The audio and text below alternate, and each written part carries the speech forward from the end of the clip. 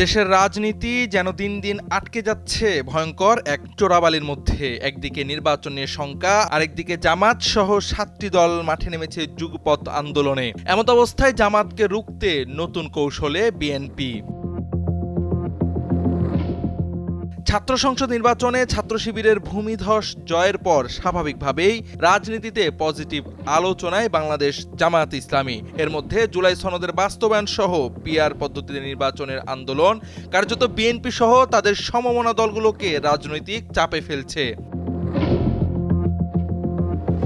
BNP বলছে ঐকমত্য কমিশনের টেবিলে বসে যা আলোচনার মাধ্যমে সমাধান করা সম্ভব সেসবের জন্য রাজপথে আন্দোলনে নামা রাজনৈতিক পরিস্থিতিকে ঘোলাটে করার নামান্তর। জামাত সহ যারা রাস্তায় নামছে তারা নির্বাচনকে পেছানোর দেশবিরোধী এজেন্ডার অংশ হচ্ছে। এমত অবস্থায় বিএনপি কোনো ষড়যন্ত্রে পা দেবে না।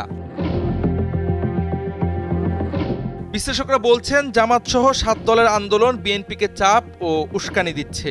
এমত অবস্থায় বিএনপি যদি এ আন্দোলন দমনে মাঠে নামে তবে চরম ইমেজ সংকটে পড়বে দলটি। বিএনপিও এ বিষয়টি মাথায় রেখে সরাসরি কোনো বিরোধিতায় না জড়ানোর সিদ্ধান্ত নিয়েছে। ডাকসু নির্বাচনে সোশ্যাল মিডিয়ার ন্যারেটিভ কতটা ইফেক্টিভ তা বিএনপি ভালোভাবে বুঝতে পেরেছে। এমত অবস্থায় বিরোধী পক্ষের ন্যারেটিভের বিরুদ্ধে সোচ্চার হয়েছে বিএনপি। দলীয় কাজ, নেতৃত্ব ও অবস্থান তুলে ধরে তথ্যচিত্র, ইনস্টাগ্রাম, ফেসবুক পোস্ট, ভিডিও, মিমের মাধ্যমে নিজেদের অবস্থান পোক্ত করতে মরিয়া দলটি।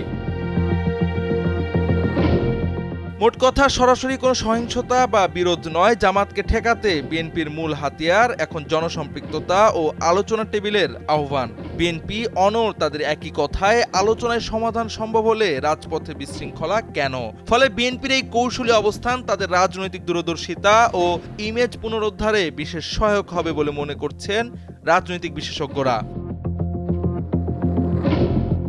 জাওয়াদ আহমদ, সময়ের আলো।